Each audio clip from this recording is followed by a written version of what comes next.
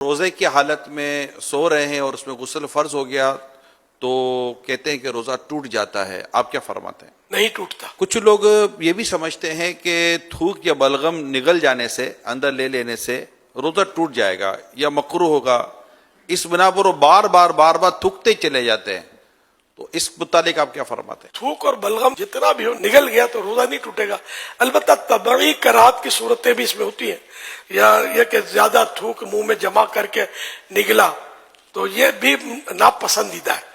البتہ روزہ نہیں ٹوٹتا اس سے. یہ ارشاد فرمائی کہ یہ کہتے کہ رات میں اگر غسل فرض ہو جائے تو اب روزہ شروع ہونے کے بعد کلی یا ناک میں پانی افطار کے وقت اب ہی ڈالیں گے، اس سے پہلے نہیں ڈالیں گے. غسل تو کرنا ہے، چاہے وہ روزہ شروع ہو گیا ہے تو اس میں یہ کہ غرغرہ نہ کرے، مگر یہ کہ ہلکی جڑ تک احتیاط سے پانی تو پہنچانا ہوگا اس کو ہر جگہ پر.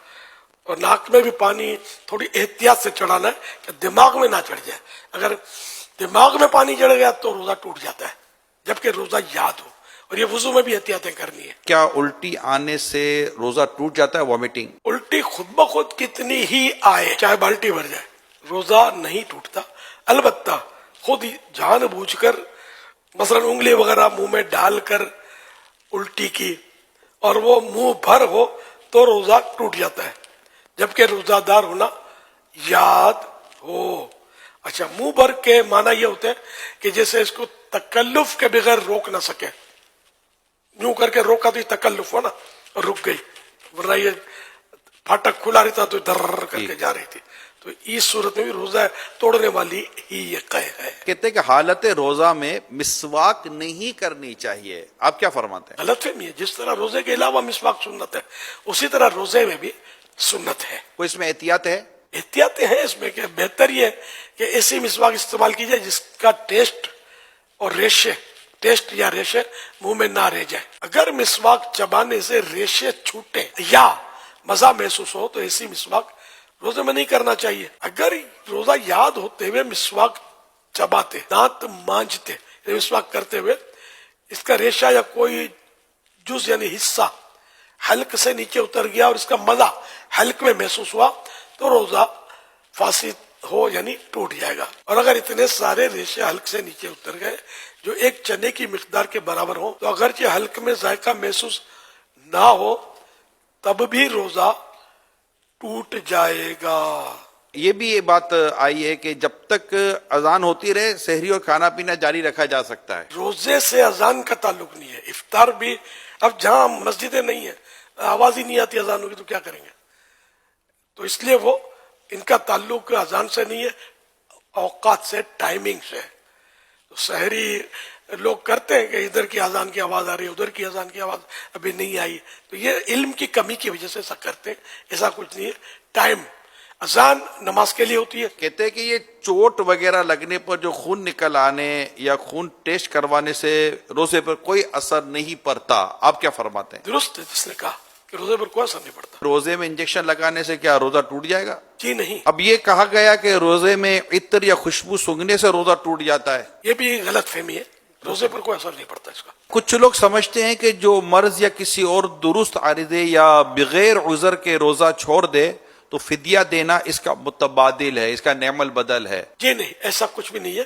صرف وہ شیخ فانی کے لیے کہ ایسا بوڑھا آئندہ اس کو روزہ رکھنے کی طاقت آنے کی امید نہیں ہے، ایسا کمزور پڑ گیا ہے، روزہ برداشت ہوتا ہی نہیں ہے، تب جا کر فدیے کی صورت بنے گی. اس میں بھی یہ دیکھنا ہوگا کہ اگر یہ گرمیوں میں نہیں رکھ پا رہا، یہ سردیوں میں رکھ لے گا تو رمضان شریف اگر گرمی میں تو سردی میں قضا کر دے، فدیہ اب بھی نہیں ہے. اچھا، اب بھی یعنی کہ دونوں سیزن میں اس کی کیفیت ہے کہ نہیں کر سکے گا یہ روزہ رکھ، اور اس نے فدیہ بھی ادا کر دیا. ایک روزے کا فدیہ ہوتا ہے ایک صدقہ فطر کی مقدار.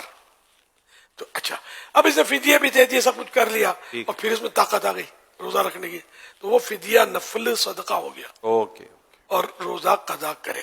کچھ لوگ سمجھتے ہیں کہ روزے کی حالت میں ٹھنڈک کے لیے نہانا یا کلی کرنا یہ مکروہ ہے، کیا ایسا ہی ہے؟ مکروہ نہیں ہے، منع نہیں ہے. ہاں، اگر پریشانی ظاہر کرنے کے لیے کوئی مطلب یہ کہ کپڑا لپیٹتا ہے یا بار بار کلیاں کرتا رہتا ہے تو اس کا مطلب یہ کرنا یہ مناسب نہیں ہے. عبادت میں دل تنگ ہونا یہ اچھی بات نہیں. کچھ لوگ سمجھتے ہیں کہ کلی کرتے ہوئے اگر غلطی سے پانی حلق سے اتر جائے تو روزہ نہیں ٹوٹتا.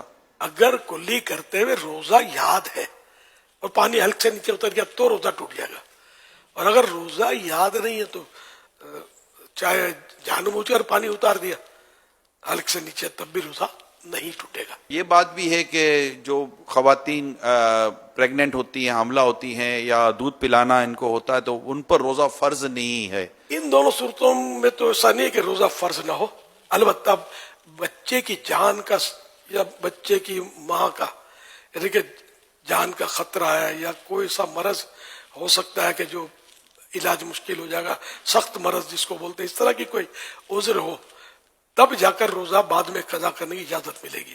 صرف اس کو مطلب یہ کہ حاملہ ہے یا دودھ پلاتی ہے صرف اس وجہ سے اجازت نہیں ملے گی۔ دودھ میں بھی یہی ہے کہ مطلب اگر وہ دودھ پلائے گی تو وہی جانوں کے خطرے ہیں، اتنی کمزور پڑ جائے گی کہ دم توڑ دے گی، یا بچے کو دودھ نہیں پلائے گی بچہ فوت ہو جائے گا، تب جا کر روزہ چھوڑنے کی اجازت ہے، اور بعد میں قضا پھر بھی فرض ہے۔ اگر خون کی کمی ہے تو ویکنیس ہے، اس کی وجہ سے ویکنیس ہے، تب کیا روزے میں کوئی رعایت ہے؟ اس طرح کے جو بھی امراض ہیں نا تو اس میں یا تو اپنا تجربہ ہے کہ مرض بڑھ جاتا ہے، یا یہ کہ جان کے لالے پڑ جاتے ہیں، خطرہ کہ جان چلی جائے گی یا عقل چلی جائے گی وغیرہ، ایک تو اپنا تجربہ ہے تو روزہ قضا کرنے کی اجازت ملے گی، یا کوئی خوف خدا والا ڈاکٹر، بعض ڈاکٹر بات میں کہتے ہیں روزہ مت رکھو، لیکن کوئی خوف خدا والا، اللہ اور رسول کی باتوں کو سمجھنے والا، ڈرنے والا، وہ اگر مشورہ دیتا ہے تو پھر اس کے مشورے پر وہ روزہ نہ رکھے اور بعد میں قضا کر لے۔ وہ یہی کہ اگر جو میں نے صورت بتائی کہ مرض بڑھ جائے گا یا دیر میں اچھا ہوگا یا جان چلی جائے گی